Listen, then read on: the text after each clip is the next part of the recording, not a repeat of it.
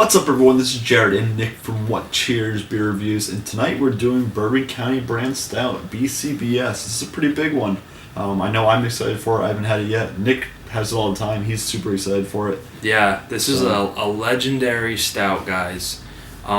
This is technically the original bourbon barrel-aged Imperial Stout, right? Yeah. They were the first ones to do it back in '92. Yeah, back in the early 90s, the brewmaster basically made a batch of an Imperial Stout and aged some of it in bourbon barrels, then becoming what we know it as today, which is Bourbon County Brand Stout. This year's edition is actually 15%. It is a big-ass beer. It's aged for 8 months in Heaven Hill whiskey barrels, and this year, after the buyout from AB InBev, they were able to produce 5 times as much Bourbon County total this year. I guess something good came out of that. Something good did come out of that. A lot of people are bitching and moaning about it, but you know what? If we can get more beer like this, I'll for it. Yeah, definitely. So 5 times as much as 2011. That's huge, guys. Apparently 10 times as much went to Chicago this year than they got last year. So it's actually kind of plentiful around here now. We finally got it. It took 2-3 months. Took 2-3 months from when they said it would be released to get to us. In Rhode Island, it just hit shelves today in Rhode Island, actually, and today is the end of November. Yep. This is actually a bottling date of November 7th. So this is an extremely fresh bottle. I can't wait to try it. And today's only the 29th of November, so it's very fresh. Yep. This is basically one of the most sought-after beers in all of craft beer. Everyone's looking for it. I've been looking for it for a while. So it's one of those beers that people are like going nuts over to get. You know what I mean? But without further ado, let's get this into a glass and show you the pour. All right, guys. As the Bourbon County goes into the glass, this thing pours jet freaking black. I mean, darkest of the darkest nights. You're not going to see any light through this whatsoever. One of the darkest beers ever. It's pretty dark. The head was really strange. I mean, the head itself was pretty like mahogany kind of. And then it dissipated instantly. Instantly. I mean, the bubbles they acted what I can only describe as like soda bubbles almost. Like they fizzed out. Fizzed right out. It was really interesting to see. Which I mean, it's 15%, so it's a big beer. Maybe you expect that. We'll see. But I mean, there's not much else to say about the appearance. It just like poured like It stains the glass when you swirl it, which is... It's viscous as hell. It's like motor oil. This thing is going to be a really huge beer. Yeah. So, you want to get an aroma on this? I've been anxious to do this, so... Let's do it. Wow. Oh, that's so fucking good.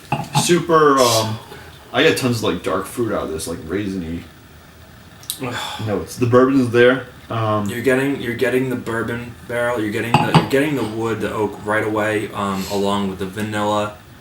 You're getting the coconut, the chocolate, the roasted malt. It's so complex. Like I said, I mostly get the first thing that jumps out to me is the dark fruit, which is cool to see. I definitely get the alcohol a little bit. I mean, it's 15%, so it's super fresh. To be expected. But yeah, 15%, you're going to smell the alcohol a little bit, but there's so many flavors like in the aroma. You get, like you said, the bourbon barrel, you get the vanilla, you get the oak, the coconut, all that. You get the kind of chocolatey coffee notes that are typical of the stouts, coming from the malts, the roasted malts. This smells a little bit different than, like, say, Parabola or KBS, too. Oh, definitely completely different, I think. It has I don't think it's similar. I mean, it's similar, but I don't think it's that similar at all. They really have their own stamp on this beer, guys. It just it smells so perfect, and it's so fresh. Well, I can't wait any longer, so let's get a taste on this. Get a taste on the Bourbon County Brand Stout. Cheers. Cheers, dude.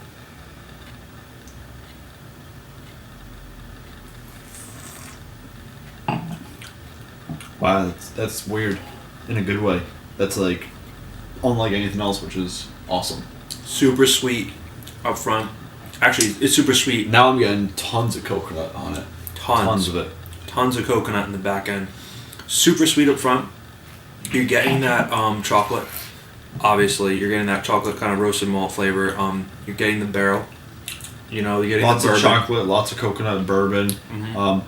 The dried fruit that I got in the aroma is there, but it's not quite as strong prominent as it was in the aroma.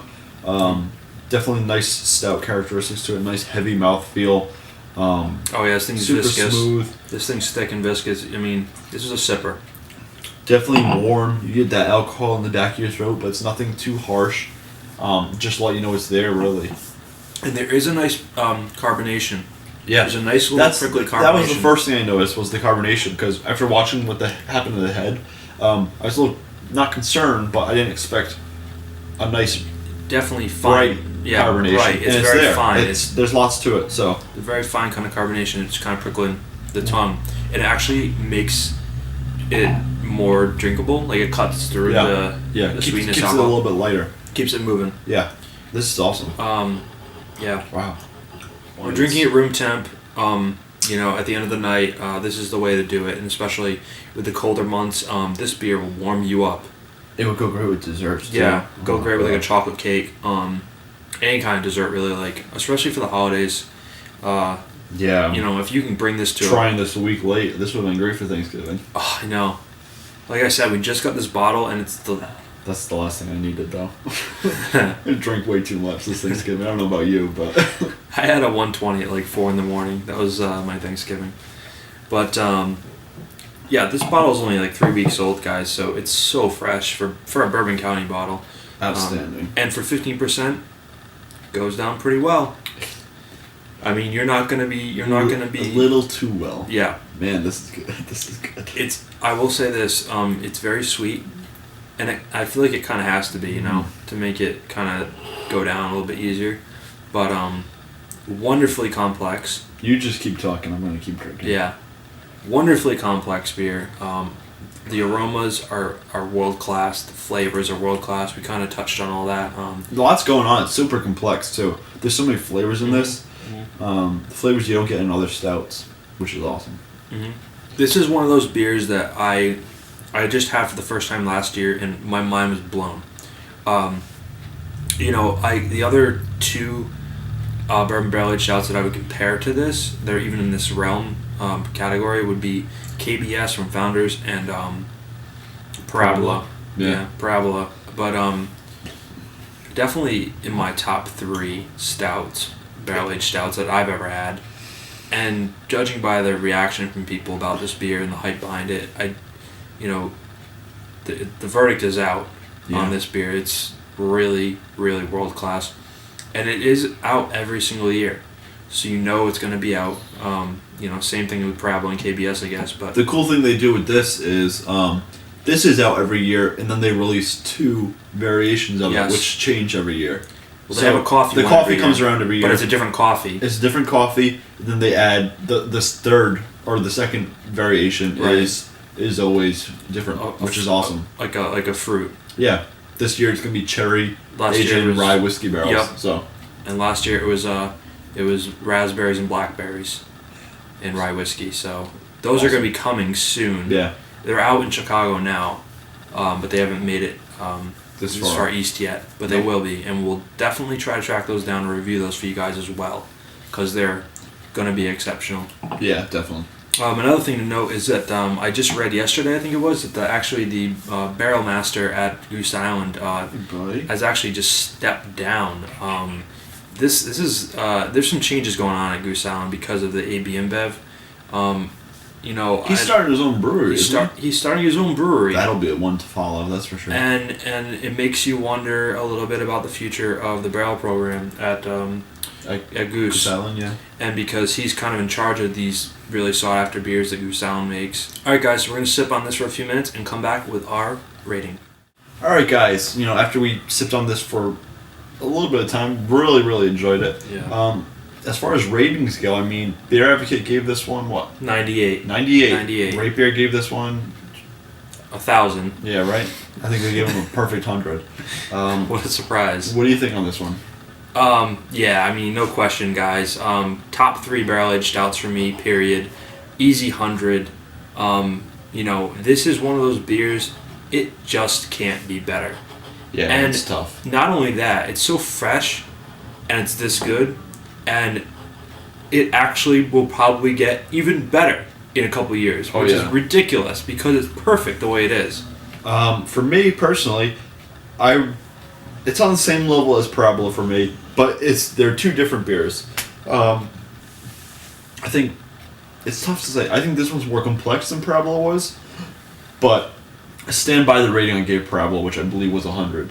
So I would also give this one 100, but I would still consider them two different beers. Definitely, this one's bigger. I think it's more complex, and I really, really enjoy it. But I still really enjoy Parabola. So, easy 100 as well for me.